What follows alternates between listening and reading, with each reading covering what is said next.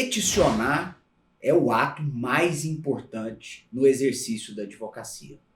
Por isso, no vídeo de hoje, eu quero apresentar para vocês um pouco da arte e um pouco da técnica de peticionar, falando da sua preparação, da sua confecção, até chegar à sua finalização.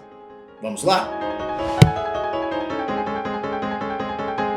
Bom, pessoal, como eu disse, peticionar é o ato mais importante do exercício da advocacia. E é um ato complexo, porque assim, peticionar envolve você transformar e transportar todo o conteúdo que está na sua cabeça para o papel ou para uma tela de computador. E é lógico que existe aí uma técnica, uma forma adequada de se fazer isso. E no vídeo de hoje eu quero trabalhar um pouquinho com vocês que técnica é essa. Vamos começar com a preparação. Eu gostaria que vocês começassem a entender a petição como uma obra de arte. E assim como um artista, e nós advogados ao peticionarmos, somos artistas.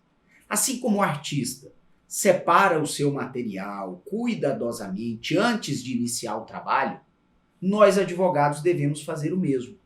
Portanto, uma das fases mais importantes, mas muito negligenciada na prática, é fazer uma adequada preparação para o seu peticionamento. Voltando à metáfora do artista, imaginem vocês aí um pintor. O pintor, antes dele fazer a sua tela, ele tem uma inspiração, uma ideia, ele escolhe a tela, ele separa os pincéis, ele separa as tintas, quer dizer, ele escolhe o seu material com o qual ele vai trabalhar. No nosso caso, no caso dos advogados, nós também temos um material que deve ser separado previamente, um material que deve ser escolhido previamente. E que material é esse? Logicamente não são tintas e pincéis, mas são os fatos que envolvem a questão que você vai levar ao peticionamento, a lei que se aplica àquele caso, depois a doutrina que versa sobre aquela temática e, por fim, a jurisprudência que eventualmente possa se aplicar. Então veja, quais são os materiais prévios que nós devemos trabalhar nessa fase de preparação? O conhecimento dos fatos, a lei aplicável, a doutrina e a jurisprudência. Inclusive, meus caros, nessa ordem. Vamos então falar um pouquinho sobre cada um desses materiais que nós utilizamos na nossa arte de peticionar e de advogar. Primeiro, é preciso que nós tenhamos absoluto domínio dos fatos que serão levados a juízo. Isso vale para a petição inicial, para a contestação, para o recurso, para uma petição interlocutória. E aí é claro que isso passa pelo entendimento desse caso junto ao seu constituinte, junto ao seu cliente. Então, um ato importantíssimo na preparação de uma boa petição é uma reunião bem feita com o seu cliente, de modo que você explore e extraia dele os fatos mais importantes para a defesa daquele determinado direito. E, logicamente, que isso venha acompanhado do máximo de documentos possíveis, né? Então, se nós pudéssemos considerar essa mesa aqui um canteiro de obras, nós temos que separar os fatos como um material, conhecer esses fatos e dominar esses fatos. Passo seguinte, a lei. Nós precisamos fazer aquela atividade, que é a atividade de tentar encaixar esses fatos em determinadas regras legais. Porque, no fundo, o raciocínio que você vai desenvolver na sua petição é um raciocínio de silogismo, né? A premissa menor, a premissa maior e a conclusão. Eu vou falar mais um pouquinho sobre o raciocínio silogístico daqui a pouco, mas a ideia é mais ou menos a seguinte: os fatos que você separou, eles funcionam como a premissa menor. E você vai ter que buscar na lei a premissa maior. Vale dizer, a lei que se amolda, que se encaixa naquela linguagem que a gente escuta na faculdade, que se subsume o fato à norma, para que você possa extrair dali uma determinada consequência jurídica, portanto, uma determinada conclusão. Então, separados os fatos, você tem que buscar o regramento legal acerca daqueles fatos. E aí, meus caros amigos, surge o momento de olhar a lei, surge o momento de analisar a legislação aplicável àquele caso. Eu sei que nesses tempos de ultramodernidade, todo mundo gosta de ir no Google.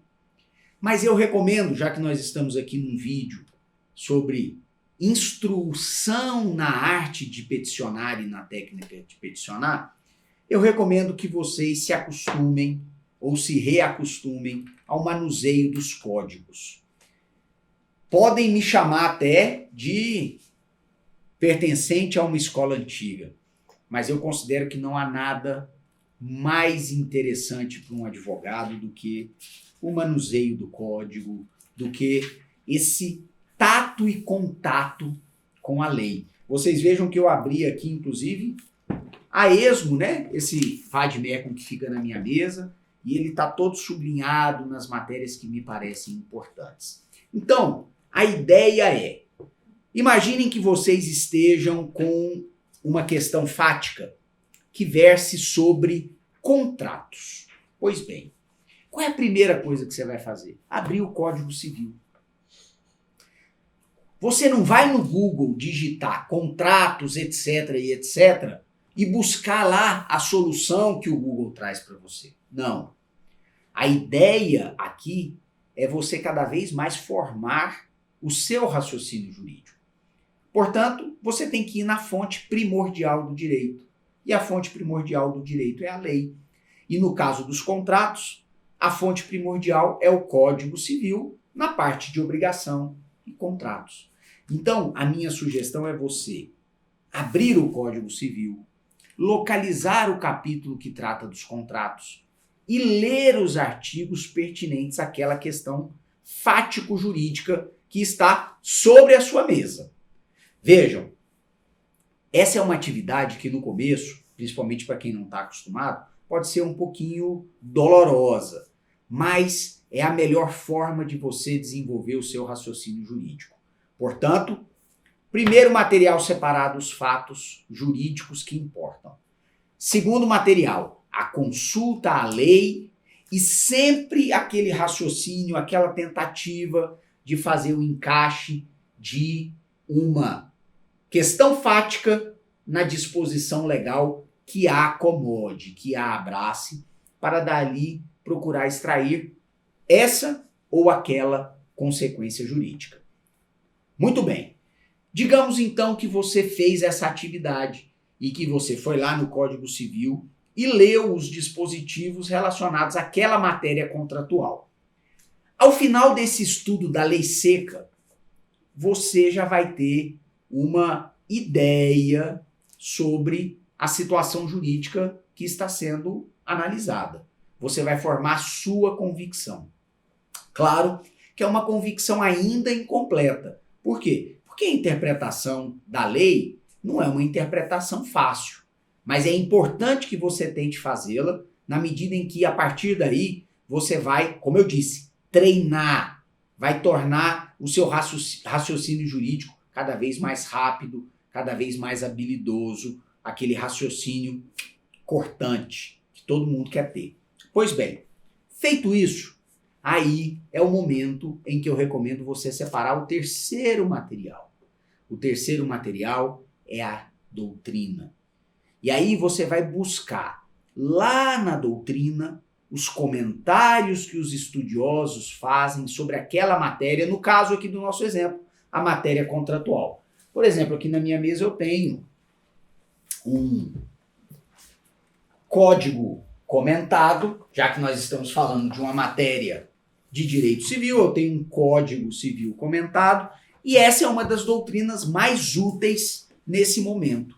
Você vai lá no código, naqueles artigos que você leu, que você entendeu que se enquadram, se encaixam na questão que você está analisando. Então você vai lá no código comentado e vai ler a doutrina, o que os estudiosos, o que os professores dizem e explicam sobre aquele determinado artigo, desdobram aquele artigo, explicam as suas consequências, não raro fazem as conexões interessantes daquele artigo com outro, e assim você vai ampliar a sua convicção jurídica sobre aquela temática.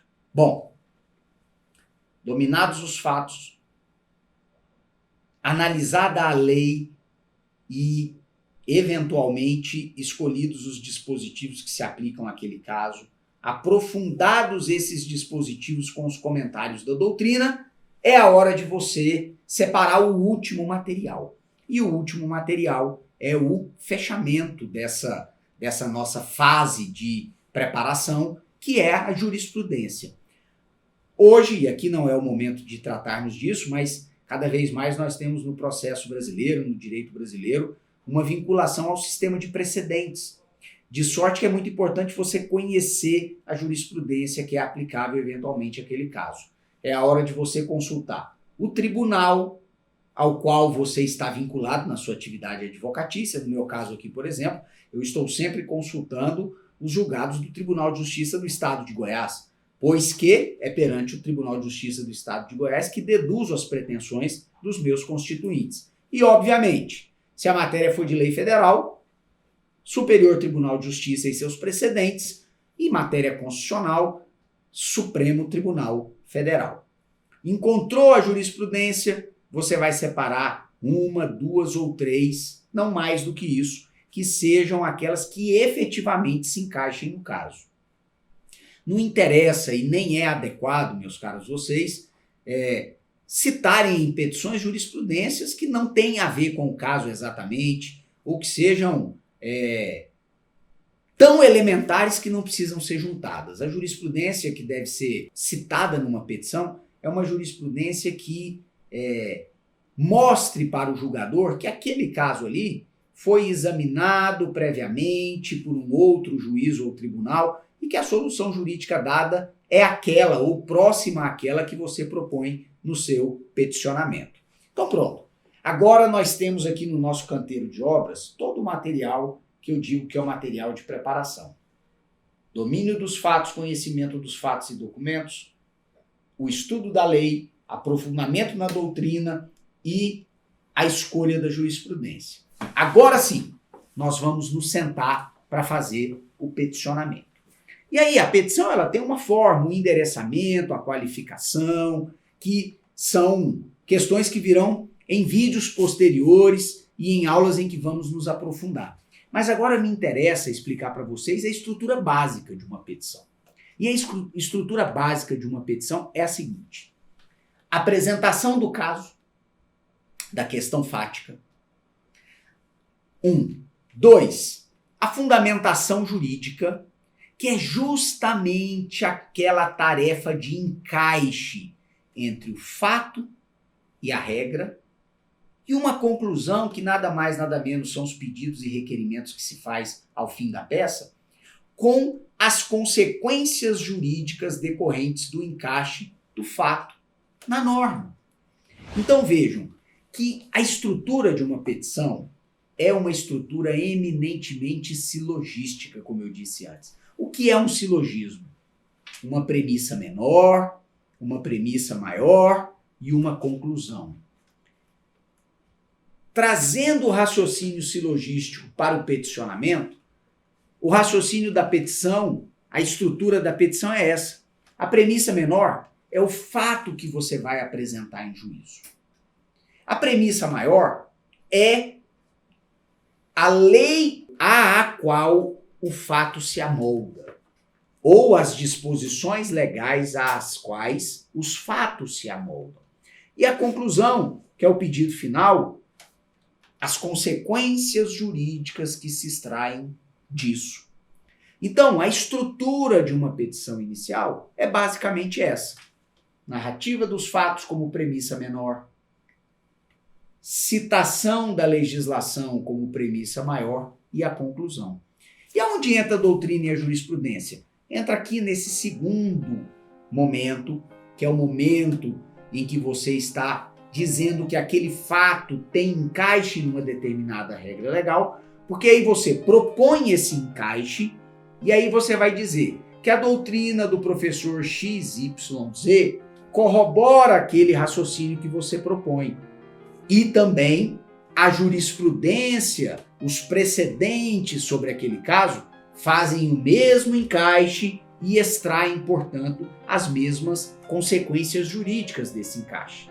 E lá no final, no fecho da sua petição, você vai propor uma conclusão, que é a formulação de um pedido, que ao final e ao cabo é a consequência que se extrai dessa atividade de subsunção do fato à norma. Então tá aí, num vídeo introdutório, bastante geral, é bem verdade, a estruturação geral e a técnica de uma boa petição. Qual é o segredo? Uma boa preparação e o entendimento, durante a execução, de que o raciocínio no direito, no peticionamento, é um raciocínio, sobretudo, silogístico. Tá bem? E se você gostou desse conteúdo, eu peço que se inscreva aqui no nosso canal e confira a minha página na internet, que tem muito material legal sobre processo civil e sobre direito. Um grande abraço.